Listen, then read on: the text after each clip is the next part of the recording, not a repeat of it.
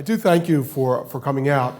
This is a real pleasure, a real honor for me. I may have mentioned 12 times last time I was here that I got my start as a high school teacher. So I really like, this is just exciting for me to hopefully teach, inform, share, and learn from a body of colleagues such as yourselves. For some of you, this is going to be a bit of a history lesson. So I want you to remember many, many years ago, before there was an internet, before there was Kudrow doing web therapy, and before there was Skype, there was a technique called the two-way mirror. And the two-way mirror was often accompanied by a telephone. And that was referred to as live supervision. In the 1960s, Montalvo, Mnuchin, both in Philadelphia, and Jay Haley out in Palo Alto, began to look at something they called strategic and structural family therapy. And it was piloted in Philadelphia Child Guidance, 1965, 66, 67. In the late 1980s and early 1990s, my training was at the Philadelphia Child Guidance Clinic. And these guys, although they were kind of retired, they were all emeriti, and they were pretty much, as our family therapy professor said, next to Freud, they are our gods. And they would come in, and we would have guest lectures with these guys, and they were brilliant. They were it. Well, one of the things that they used to do is you would go into a setting, and it looked like something from The Honeymooners or I Love Lucy, and it was a set, and it looked like a living room, and you, as an intern or a resident, you would be doing your family therapy. But of course, there was a telephone on the table. And again, you're just this kid, and you're young, and you've got this family. Invariably, what they were trying to do was work with urban families. So you'd have this little urban family, and the kids would be going all over the place, and the mother would be yelling, and the father would be snoring, and you would be trying to do therapy. And all of a sudden, the phone would ring. And it was just the worst, because your heart would stop, because you knew it was one of them behind the two-way mirror saying to you, invariably, "Why did you say that?" Well, as you can imagine, after a couple of times, it goes through the class, all of us students, we're starting to whine about that, as students whine, as you guys can recall from either yourselves or your classmates. So we start whining about it. And that's not fair. How can you ask them? We're in the middle of a therapy session, blah, blah, blah. So one of our mentors, George Spivak, just a brilliant psychodynamic cognitive psychologist, taught us about this whole idea of always know why, as a therapist, why you are doing what you're doing. Always be able to defend yourself. And he had a whole class on this, and it was, I don't know if it was like existential something or other. But basically what it was a deconstruction of the therapeutic experience. And I recently had the opportunity to listen to a case presentation where it was a challenging case. It was actually, this is what spurred the topic. It was a dual diagnosed with a borderline personality disorder. And, one of my colleagues here, Dr. Markham, and I were listening, and finally we asked this resident, well, what are you doing with this guy? This is a nightmare situation, really challenging. And the kid on the other end of the phone, he was almost crying, just said, "I'm just trying to keep them together." And I thought, okay, well, that's like step one. You're right, we don't want them to decompensate. But I thought, the resident needed a roadmap. So what I want to do today, and for some of you, this will be, just hopefully a refresher. Maybe you can use it in your own supervision. But it's kind of what I do when I do teach or work with residents or students, is go through a whole interaction, introspective experience. What I'm hoping that we'll do today is look at how we conceptualize a case. At the end of it, I'm not going to tell you anything, hopefully, that you don't already know.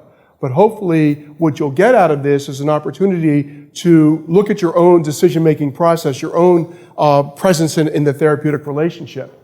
I'll probably use words that sound a little psychodynamic. I am trained in that way. I think I work from a cognitive perspective as well, but I do conceptualize cases through a psychodynamic lens.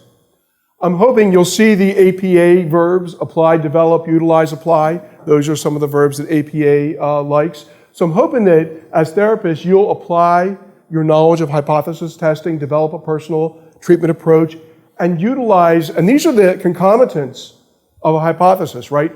Research, data, personal experience, okay, that's the intuition often that we come to this with, expertise, and then the client's needs, so that we can apply those elements to clients who have a very complex co-occurring disorder.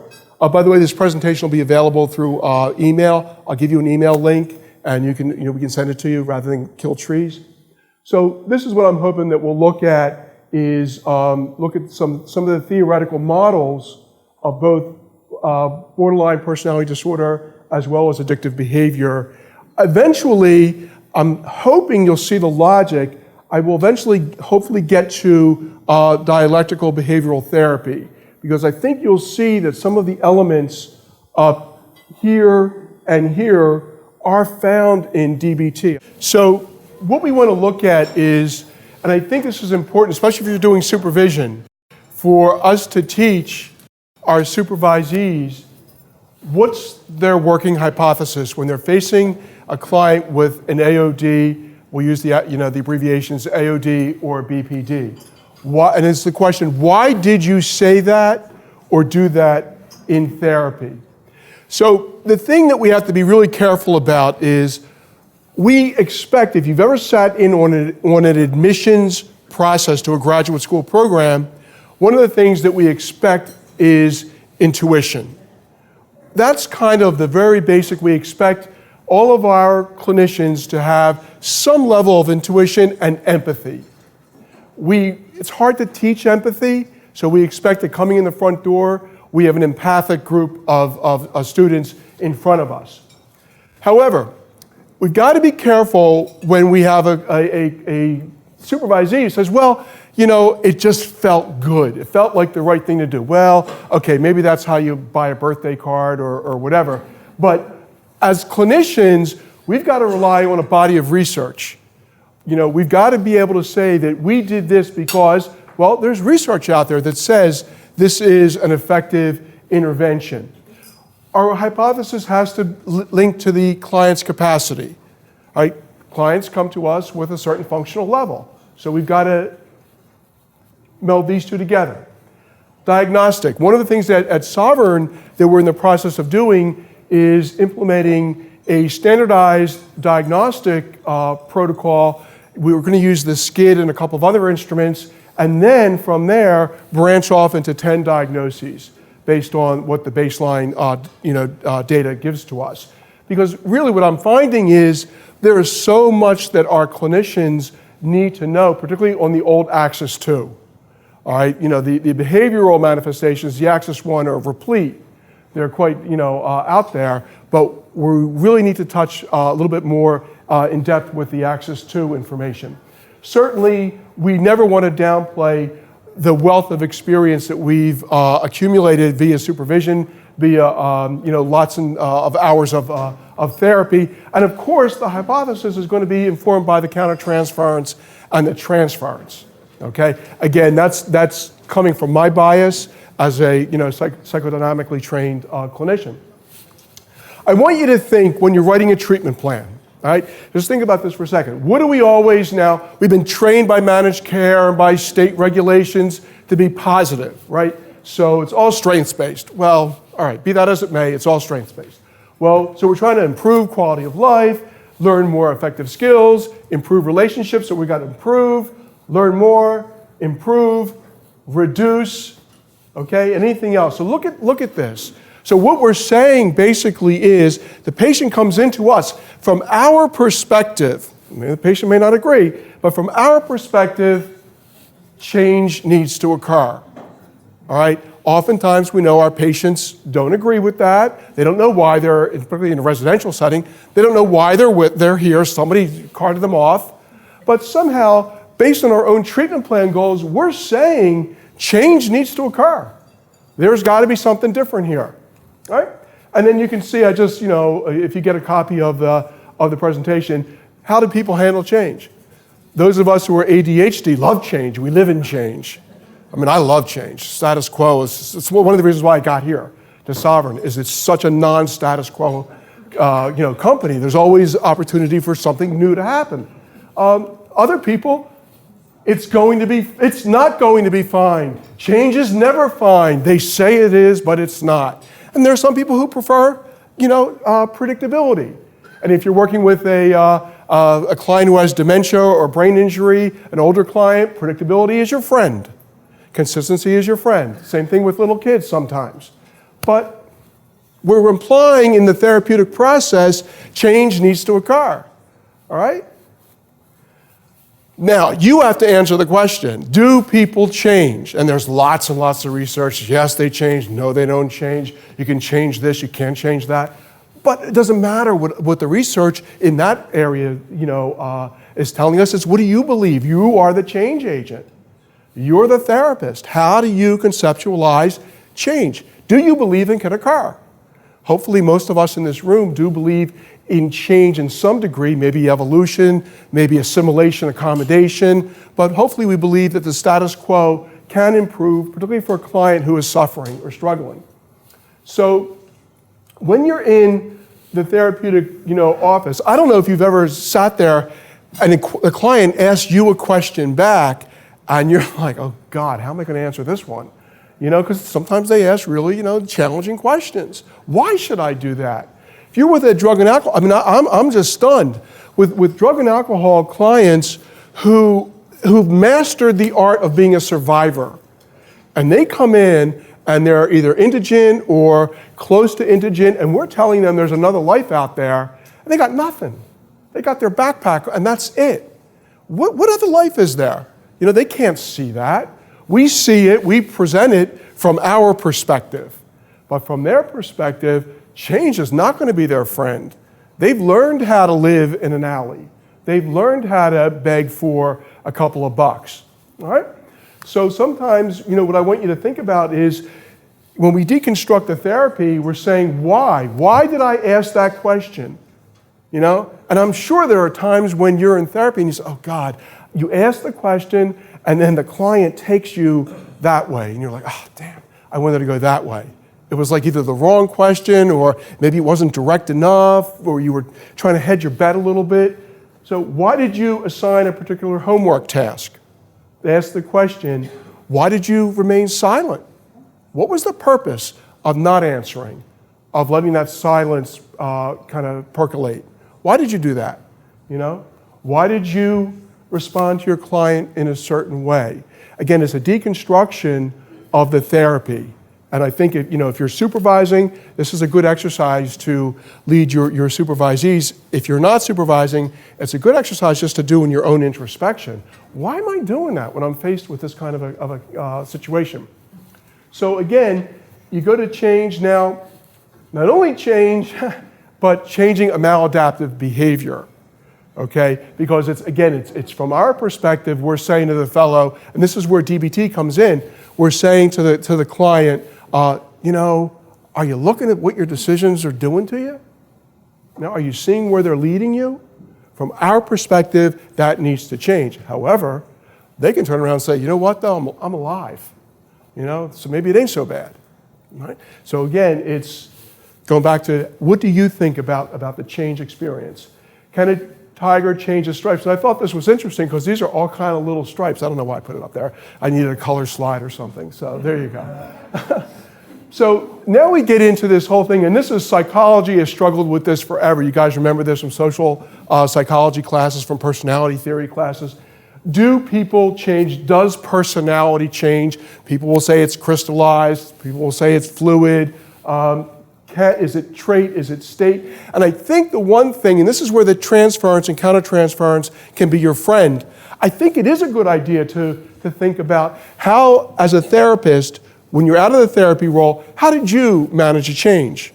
Look at the changes in your life, single state to married state, moving from East Coast to West Coast or West Coast to East Coast, behavior identity. Certainly, if we're dealing with folks with gender identity disorder or transgendered issues, that's a huge change. But think about your own experience. How did you manage change? What worked for you? What was your friend in that? What was a challenge that you experienced? Because it's likely that that will help you in the therapeutic process manage the other person's either reluctance or fear of or enthusiasm about change. So I think that this, again, we're going back to the theme that I talked about earlier about introspection. Some of this presentation today is designed to have you start to think about your own presence in the therapy, okay? So how do you then take your experience of change and influence the process? You know, well, I did it, you could do it. You know, it's not that scary, it's exciting. Well, maybe. But again, I think it's important to kind of reflect on your own experience of therapy. So we talked about change, and this will be a little bit of a didactic, if you will. We have some models of change, right? We were all trained on biological models, psychological models, the nature-nurture model. This one says, why can't you take responsibility for your own actions? I blame my upbringing. All right, so those of you who are parents have heard that a million times. The nature-nurture, okay? Models of change. We have social learning theory models of change.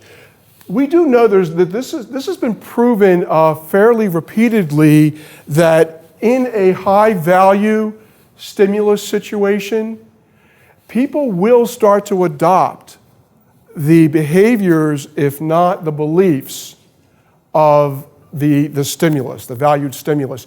And we call that mirroring, right? We've seen that. You may even do it. You may notice if you hold your hand a certain way in the therapy or in supervision, you may notice your supervisee starting to do something. You may notice that you do it yourself. And of course, what that is, right? This is the old attachment behavior. We're trying to mimic, mirror, attach to the other person.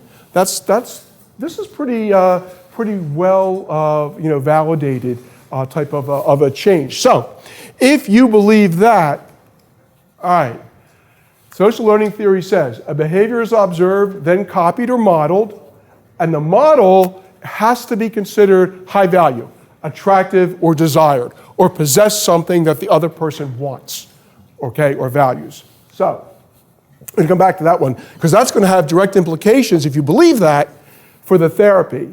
Because then what are you in the therapeutic process? Now, if you're Freudian, you're not supposed to be anything, right? But you are something. You're another human being in that process. So we talk about the behavioral models. Now, this, particularly when we're working with adolescents, this can become, I think, a trap if we become too behavioral. I do think that the art of dealing with adolescents is to balance the behavioral, setting the limits, setting the responses, versus encouraging the freedom to develop. But we know that in operant and classical conditioning, rather, we can become the conditioned stimulus giving the positive response. How does that occur? It occurs when the adolescent needs a letter from you to go to his PO. All right? You now have this role, okay? Operant conditioning, kind of a little bit different, but same, again, it's a stimulus prompting a behavior. Of course, you guys remember one of the criticisms of conditioning, behavioral therapy, is that it's relying on external motivators. And there's not a lot of data that suggests that that's been internalized. It's kind of difficult to measure that. I think they try to do some neurophysiology on measuring stimulus internally to external motivations. But again, if you believe this is your gestalt, then this will come out in the therapy, okay? This is, the rat people. No criticism, but this is the Skinner box people. There are people out there who really believe in this. Okay, and no criticism of that. I mean, that's cool if that's what your thing is. So we know, remember classical conditioning, behavior becomes a reflex response to an antecedent stimulus. As soon as you walk into the therapy session, okay, there's some kind of a physiologic, it's how we experience white coat hypertension, right? We walk into the doctor's office and boom, we start to flutter. Well, for some of your patients, it's not that dissimilar. If you've ever done family or couples therapy with a reluctant partner, one of them is partner, and that's the one who's, dreads it, I'm gonna have to, say this, she's gonna ask me this, and meanwhile, the other partner's thrilled to be there.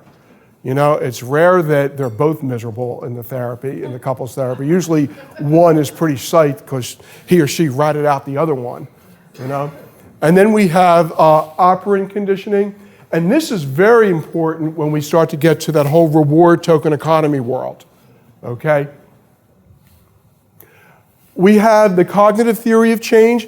This is another one that you may subscribe to in the therapy, and this is actually can be very effective, particularly with alcohol and other addictions, where it's the assimilation accommodation, where you meet the person where they're at, you introduce something a little bit discrepant, just a little bit discrepant from their worldview, ask them to play with it for a bit, mull it over, try it out, that's the assimilation.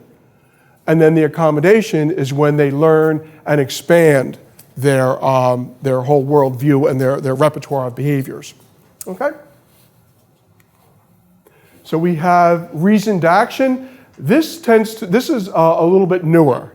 So unless you've been more recently in school, reasoned action is very, very rational. It's almost like the cumulative property in mathematics. It's just, you add this, you add this, you add this, and then you get this, okay? So you assess your feelings, you assess your ability to complete the task. So you have a feeling about being sober. You assess, okay, your ability to be sober. You look at the pros and cons of engaging in sober behavior. And then you look at the social expectations. And when you put this all together, this is really what we're asking people to do. We're asking them to kind of become someone new based on feelings, thoughts, and behaviors. Where I think we tend to live when we're dealing with folks who maybe we assess that they're in an addiction because they're feeling badly about themselves, they're feeling like their life has never really given them the opportunities, those kinds of things, a little bit of self-beating up, self-demeaning behavior. We try to work on self-efficacy and self-appraisal, all right? And my only caution with that is therapy is more than simply affirming. All right, so I have a lot of respect for the Rogerian model, but therapy is more than this open tap of affirmations. It really is. I think we do have to teach people that they have a skill set and that over the years they may not have developed that skill. I think that goes back to the diagnostics. I mean, not everybody can do everything. Okay? It's just not the way the world is. But we do have to help people understand what it is that they can do. And as I'm understanding our work at Sovereign, one of the things that I'm coming across is we need to get good diagnostic information to answer this question. What can you do? What can you do? Life isn't, a flat line. People have skills and people have talents and people have challenges. It does vary. All right? So I want us to I just think this is a really interesting thing. Now, if I was teaching, if this was like a real class, you would be filling this out. Okay, we would go through, okay, here's the case. People change when they hit bottom. Do you believe that? Do you believe that everybody who hits bottom changes? Right, okay. So that's operant conditioning. Operant conditioning says that we are motivated to avoid pain. Face down in a gutter, my wife leaving me, my bank account drained, well, then I should change, okay? If you believe that people avoid pain, then your intervention will be along those lines. Present the negative effects, ask them to, record and report on the negative effects, but we know that pain and fear tend to be short-term motivators, okay? People change when they are in a loving and supportive environment. Well, ask the adult child of an alcoholic, ask the spouse of an alcoholic, ask the spouse of a person who is very borderline, okay, and just can't take it anymore. So social learning and psychological theories would suggest, well, maybe they do, okay? Or people change when they have obtained insight. And many of us, that's where I was trained. Insight is it's the God of change. Well, insight, I'm betraying my bias. Insight is important because it can give you kind of a roadmap, but it's not magic. And we all know, if I ask you your demons, who wants to share a demon? No, I'm kidding. You ask about your own demon, you know it. You have insight into it. People have told you about it. You've seen the effects of your own behavior. You have insight. Nobody in here is uninsightful. But what did it take to change your behavior? So we know that insight may be important, but maybe not the whole thing. But again, these are your hypotheses. You'll behave in a certain way. Got to step back for a second. What do you believe about change again? Okay? People learn by practicing new behaviors that are incompatible with the target behavior. All right? Practice. So you present the stimulus, the bar. And you tell the guy, I want you to drive past the bar every day, twice a day, to and from work, and not get out of your car. All right? It's a new behavior. This is a challenge. If any of you are in recovery, think about the first time you went to a social event and where there was alcohol and you didn't take anything. All right? That's a new behavior. Right? All right? People change through the presentation of punishment or fear of punishment. Well, that's one of the mantras, right, of adolescent token economy programs that are punitive rather than reward-based. Okay? If you do this, then you will pay this price. Right? If you believe that about change, and you in therapy are the change agent, what role does that place you in the transference? Okay? I mean, that's an interesting role. You're now either the teacher or the punitive parent or the gigantic superego, but you're doing something that is, I think, going to influence the transference intensely. We are in the process of training a cadre of staff at Sovereign whose sole goal is to encourage recalcitrant or reluctant patients to go into group therapy rather than just kind of wander because they're too agitated. And one of the things we're doing is we're saying there's nothing punitive about this. This is encouragement. You've got to figure out a way, and we're helping them to do this in a way that's gentle, that is encouraging, that is supportive, that is patient, that is not just, if you don't get in there, because we know over time that's not going to work. That just does not work usually. For those of us who got sober, those of you who got sober in the militaristic model, got to be careful, because it worked for you, it worked for people you know, but there's no guarantee that Achtung model of sobriety is going to work for everybody else. And I've seen that with some of our clinicians out there, where I quit smoking, threw the pack out the cigarette in 1985, threw the cigarettes out of car window in 1985, haven't looked back. No patch and Nicoderm and insurance programs to help me. Suck it up and just throw it away. Well, that's not going to work for everybody. So we've got to, just be mindful of that. All right? I want to change, actually before we do that, any questions or your own experience, comments about change? How you see the role of the therapist in the change process? Okay? Oh, if you have any questions as we're moving through, just shoot your hand up and we'll discuss it. All right? So we move from change. I want to talk a little bit about addiction. The models of addiction are pretty much as many as there are in this room, right? So we have, is it genetic, biological, neurochemical? Is it because social learning, somebody has witnessed their dad or their mom drink, continually. They think that becomes the normative behavior. Are there genetic environmental predisposers? Is there some stressors in the family or early childhood trauma that has led a person to addiction? And by addiction, I know we're focusing mostly on alcohol, but certainly there are other traumas. There are other addictions, certainly sexual addiction and overeating tend to be a little bit more of the sequelae of a developmental trauma and or kind of a twisted sense of what normative behavior is. Because of their family situation where abuse is tolerated or allowed. So we have different hypotheses about the causes of addiction. We have, the biopsychosocial model. You can see them all over there. And what I want you to start to look at is these are the same change theories that we just talked about. Okay, psychological, biological, behavior, social learning. They inform theories of addiction. So I'm just trying to draw this link so that when you're working with somebody who has an addiction, you can see, okay, I'm going to, do I believe in this model that they've learned to drink? How am I going to treat that? We're going to use a learning theory model then, okay?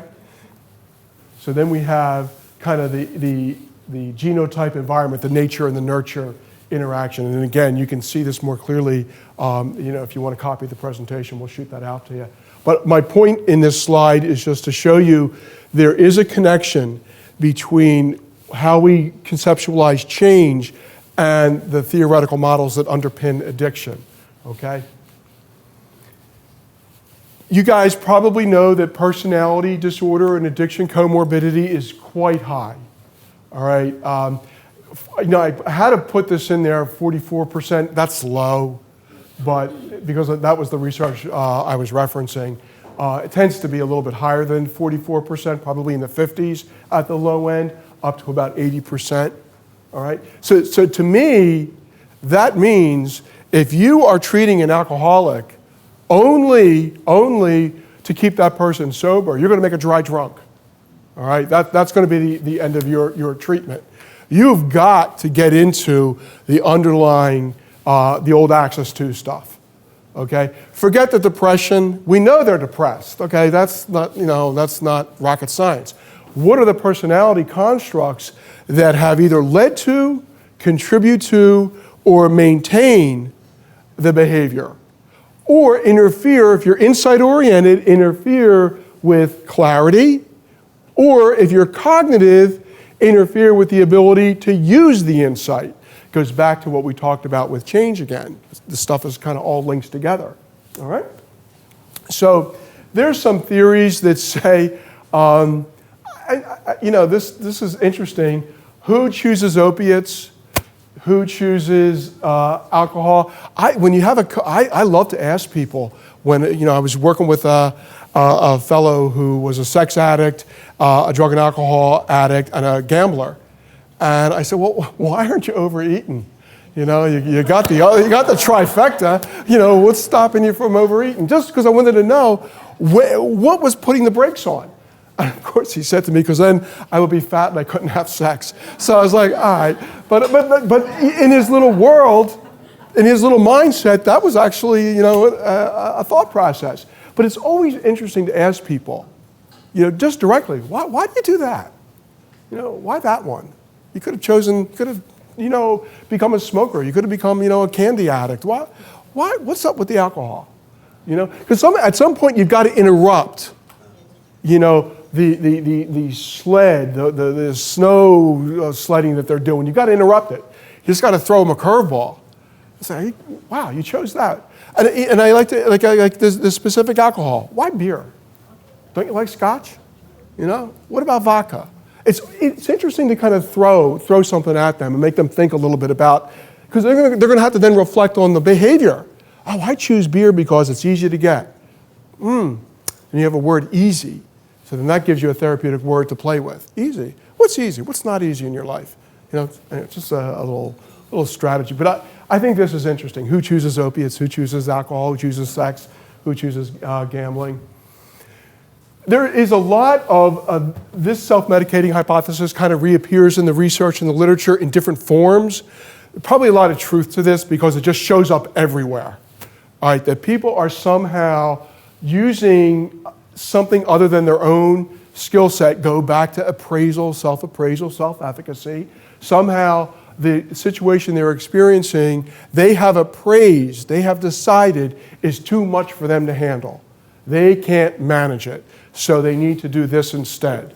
They need to self-medicate. And I think the thing I like about this hypothesis is in red, you see all the things we've talked about already. It incorporates biological, disease, social learning, biological, psychological, into the disease process, all right? The drug of choice is often the result of the interaction between what does the psychopharmacology of the substance do to the feelings. So people go up, depending upon how they're feeling, or they go down, depending upon how they're feeling. Okay, so we have to get into kind of the insight-oriented, the feeling, right? But I do think there's a lot that, if you Google this, you're going to see that the self-medicating hypothesis shows up all over the place, sometimes in different language. So let's move to, we go from change to addiction. Now we're going to talk about borderline. Marsha Linehan appealed to the DSM-5 committee to stop calling this borderline and refer to it as emotional dysregulation, which is a lot more respectful and probably a little bit more accurate about what the experience is like. From a DSM-5 perspective, borderline often includes behaviors that are associated with other personality disorders. So you do see elements of narcissism, histrionic behavior, dependent behavior, okay? There is, and this is really a challenge, and you need to look at this one because of the therapy. Again, if you believe in transference as a big part of the change process, go back to psychological insight. If you believe transference is the change agent, then you're going to be involved in an unstable relationship. And for those of us who have worked with folks who have emotional dysregulation, they're the folks who just get up and tell you to go to hell and leave. Or they have a tantrum in your office, or they never show up and you spend all this time calling them and tracking them down and you're worried about your license. You know, if I let them go and God forbid something happens, then what? That's the borderline. All right. Manipulative, dependent, dramatic. I had one ask me if I would take her to the prom. And of course you have to say no. This was when I was much younger. And you have to say no. And it's like, oh God, you know, another defeat in her life, blah, blah, blah, right? Abandonment. That's going to be the theme of the borderline. And then of course we know that substances, alcohol, drugs, can exacerbate both depression and rage because of what it does to the amygdala and to the frontal lobe. I mean, drugs and alcohol are just a mess in the brain, right? They're hitting you deep in the amygdala, and they're also hitting you in the prefrontal cortex. Whoops. So when we look at BPD, now BPD, as you guys know, it's a personality style, if you will. So there's no way to kind of excise it out, cut it open, and look at it. So a lot of these are theories. It talks about the dysfunctional family environment. You know, we used to, what was it in old Freudian, the psychogenic mother and things like that. I'm not sure if that's really the case, moms, so don't worry. But the dysfunctional family, but there is something about the family is unstable. So you go back to your goodness of fit information, the old Winnicott's research. There is something about the dysfunctional families tends to be seen in folks who we call borderline. Oftentimes, and you know, you probably do this yourselves, when you come across somebody who has a history of emotional dysregulation, we look for trauma history. Somehow we've been taught or believe that trauma leads to this, to the disintegration of the ego. The younger it is, the less likely the ego has formed. Now we're believing that the ego formulation kind of gets more finalized, not until the mid to late 20s. So trauma effects are no longer just related to childhood. Okay, so we have hereditary factors, perhaps.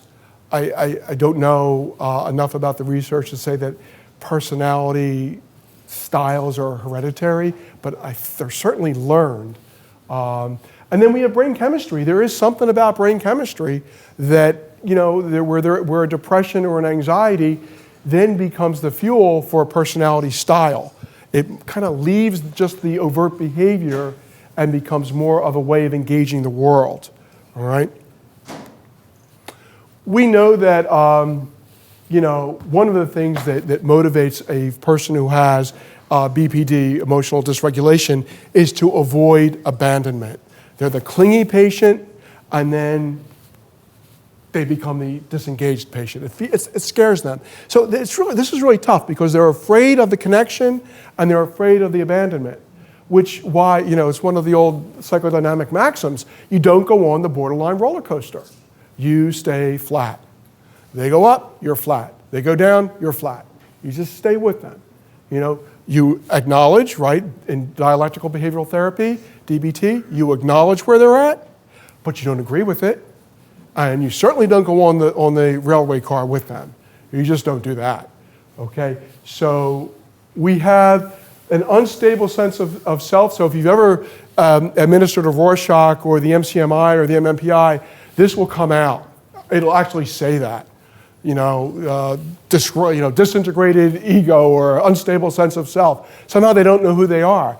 And when you're getting that with, it's one thing to say, I'm not sure if I should choose that job, or I don't know if I'm, ready to get married yet, or what. But when it's somebody in their 20s, 30s, 40s is saying, I don't know who I am, that's a little bit different. That says to us, so there's something happened to their ego. The construct of ego did not formulate, didn't coalesce. I think the challenge that I see with this crowd is if they're having difficulty, and you may have had folks with AOD say to you they can't handle a 12-step program. I just can't listen to these people whine and complain and tell their story. It's relationship. They can't handle the ups and downs of relationships. No more than they can handle. Maybe in the one-on-one with you, they're a little bit more contained.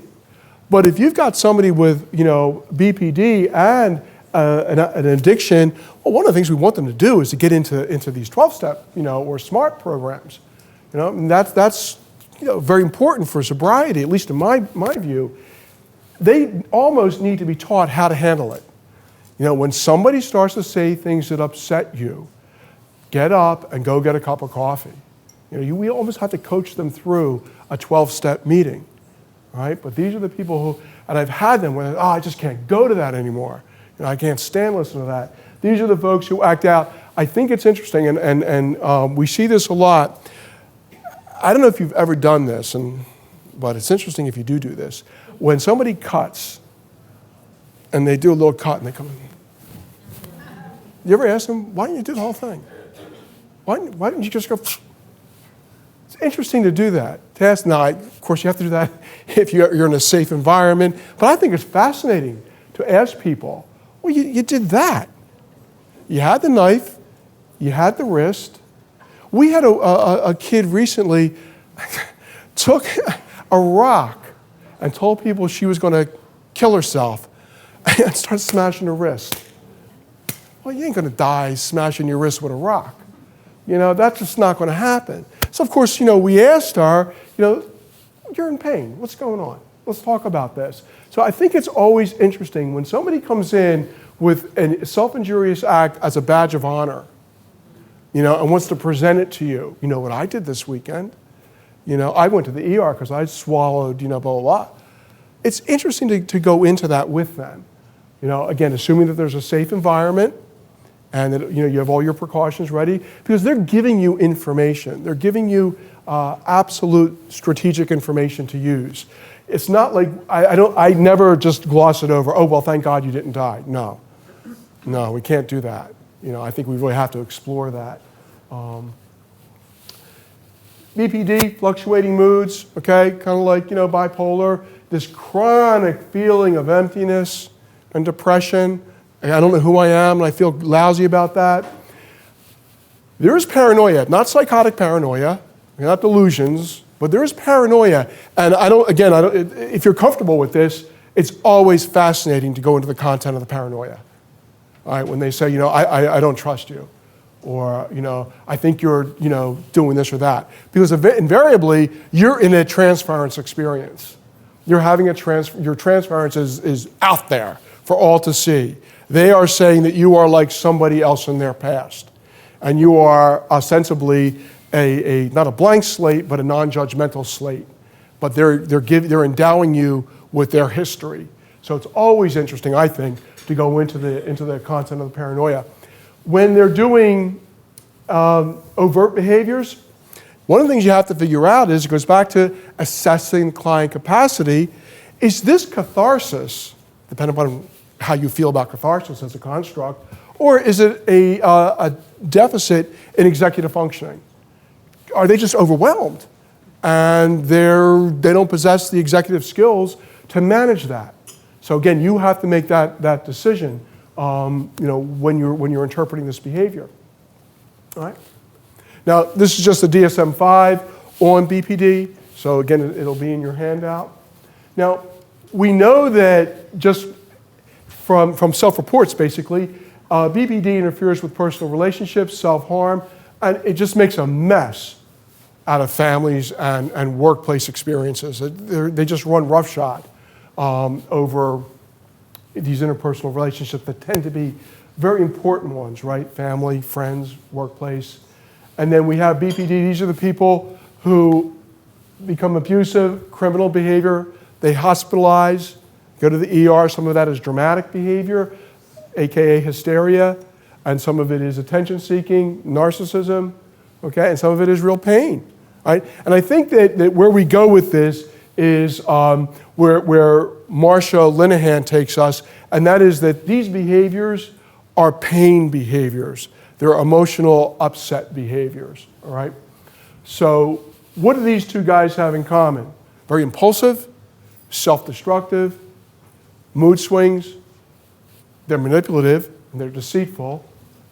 They somehow have lost the ability to protect themselves. They engage in unbelievably dangerous behaviors, be it sexual, be it driving while under the influence, jumping from tall buildings or whatever. They just seem to have lost that insight into how to care for themselves. And of course, they're terribly unstable in their relationships. This is the overlap. So this is what's coming at us in our office. Now, I go back to the I call him a kid. I go back to the resident, the intern who we were working with. I mean, you can imagine a student being faced with this.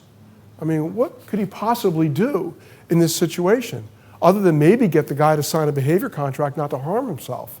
I mean, but this is a very, very challenging group of patients, even for those of us who have been doing this for a long time. And again, I think if you don't have a construct of what you believe change is about, what you believe the role of the therapist is about in the change, what you believe is going to work from a theoretical perspective, if you don't know what you're doing, you're going to fumble your way through that. So I think that deconstructing the therapy, which is what we're trying to do today, will kind of help this help this challenging population. So again, I betray my bias with transference. If you believe, that the transference is one of the corrective emotional experiences for therapy, then you're going to see that the BPD AOD is going to place unrealistic demands on you. They're going to ask you to do things, call his wife, call my PO, cure me. I've been doing this for 2 sessions now. You're going to get all of that, right? And then, you got to look at your countertransference. Hopefully by now, all of us know the patient that makes us nuts, right? The patient that really just yanks our last hair, we just feel like I need a consult.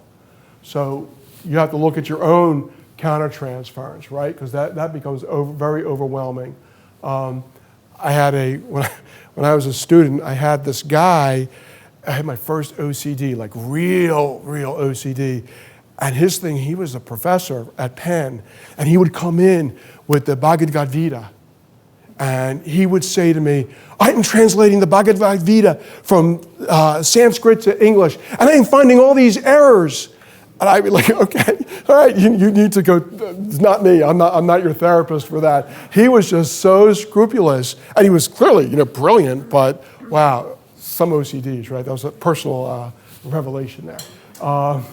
So what you want to do is, and I share that with you because at that point I was feeling terribly incompetent. I didn't know what to do with this guy, right? I think there's an old psychodynamic maxim that says, effect reflects intent. Anybody ever hear that before? And what it means is, your patient comes in, maybe can't express, for whatever limitation he or she may have, unwillingness to be self-revelatory, but you have a feeling, and you leave that therapy session and you're feeling something. And if you're in touch with your own countertransference, it's likely the effect, the countertransference reflects the patient's desire. So if you're leaving feeling really, really wiped out, it's likely that that's what he feels or she feels. There's another maxim that goes along with that says, you don't hold, you being therapist, we don't hold the patient's anxiety. When they pass the anxiety ball to us, we don't hold it. All right? That's not our job. We have to allow them to sit. This is going to go back to DBT. Sit with the anxiety. We can't catch their anxiety. Okay? We have to teach them how they can handle their anxiety. All right? So that's kind of what goes on in this. But I think effect reflects intent it can be very, very useful when you're reading your own countertransference. Okay? Now, DBT. The reason why I do like DBT, I don't typically come out and say this is what you should do or whatever, but I do think there are some elements of DBT that start to tie all of this in with the different models we talked about. You may know that Marsha Linehan developed this because she was giving a lecture at one point, and somebody asked her, kids, it was like older adolescents, early 20s, said to her, well, have you ever gone through this? They were inpatient, and they were cutting. And she said, you know what, I have. And apparently she spent 2 years in a New York psychiatric hospital. She was diagnosed schizophrenic, and they didn't know what to do with her. She was shot up with Haldol and, the whole thing, what they did back in those days. And, to her credit, she emerges from this and, goes on to school, gets her doctorate, and develops this theory based on her own experience. It's just amazing that she really thinks, her thing is psychological pain is leading to self-injury. So everything we talked about is about psychological pain. She sees self-injurious behavior, whether or not it's actual cutting or ingesting drugs, or just this self-demeaning, self-hate, self-loathing behavior. She sees that as the goal for DBT. Okay, so it is really for serious situations. All right? I do like this. This I think is important. I didn't totally realize this until when I first started studying this a while ago. The poles, why is it dialectical? It's because there's poles. And the poles, this is beautiful therapy. If you think about it, this is how we were trained, right? Accept, Rogerian, accept them where they are. Right? Don't deny it. No, you're not. Well, yes, you are. Okay? Yeah, accept it, but we're going to change it. Accept doesn't mean approve or agree. We accept the person where they're at, and then our goal as therapists is to take them to another step. All right? Goes back to what we talked about earlier with change. So, what we want to do in DBT, and this is just an overview. There's day-long trainings in DBT. Is we want to look to how can we motivate the individual to make changes in their life. Okay, and that often is when we start to look at the psychological causes of addiction. Okay. How do we teach practical skills? Social learning theory. How do we eliminate environmental cues? Well, in 12 steps, they'll tell you people, places, and things. That's operant conditioning. Avoid, reduce exposure to the stimulus. Okay? So I'm just, again, the red is what we've already seen before, just kind of trying to tie it in together. All right. Goals of DBT, reduce the craving to drink or abuse drugs. That's going to involve elements of learning theory, classical conditioning, right? Behavior therapy. Identify and pursue activities that are contra to the addictive behavior. Again, social learning theory, psychological causes of addiction. Again, in DBT, we want to look at recovery goals. Now, one of the things we have to be very careful about, go back to what we talked about with assessing capacity. Not every patient is going to have the capacity to maintain sobriety for the next week in between your sessions. All right? When we deal with adolescents, some of us work with adolescents, some adolescent behavior plans can barely get through a shift change. And that's okay. I mean, we're working with some, you have to have good staff. That's really key. You've got to have a staff who says, all right, we're going to do a new behavior contract every 8 hours. And I know it's painful, but you got to have people who can do it. Otherwise, the client is going to act out, relapse, whatever you want to call it, and we're going to lose him or her.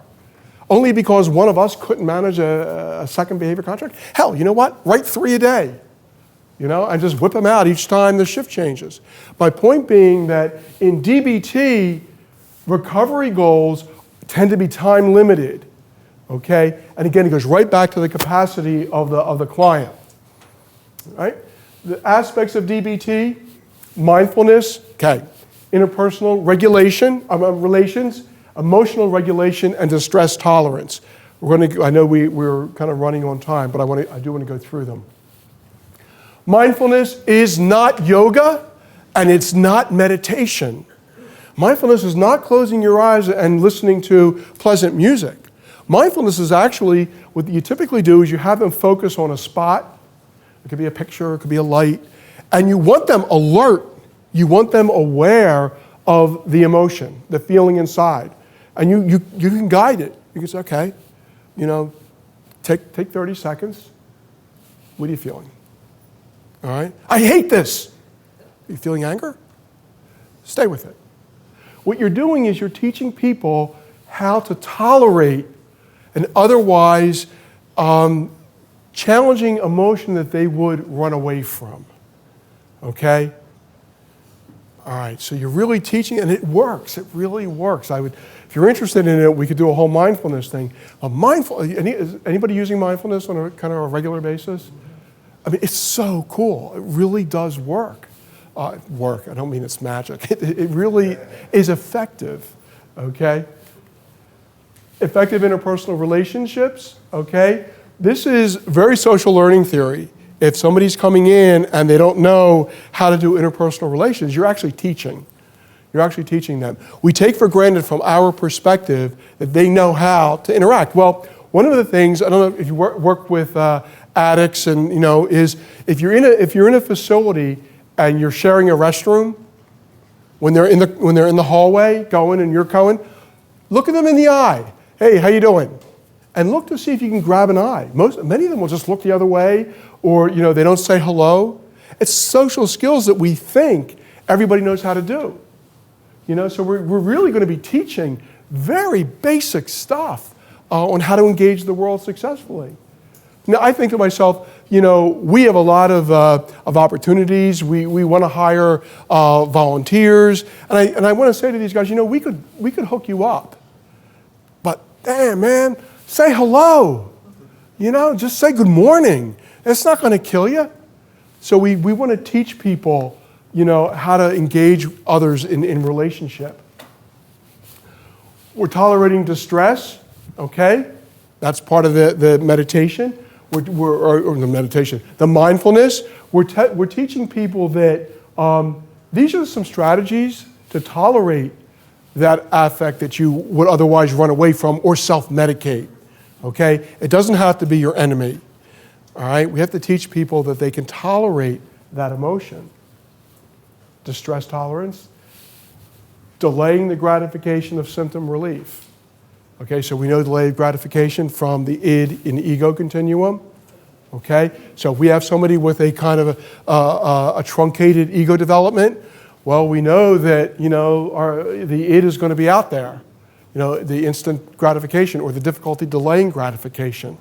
And delaying gratification can be as simple as sitting in your therapy for an hour or 45 minutes before they go do something else. It doesn't necessarily have to mean that they're going to engage in maladaptive behavior. They're just not able to, gratify immediately. Emotional regulation. This is actually really cool. You can do this with paper and pencil, where you create the scenario for them, and there's these things they call chain events. Okay, what will happen first? What will happen second? What will happen third?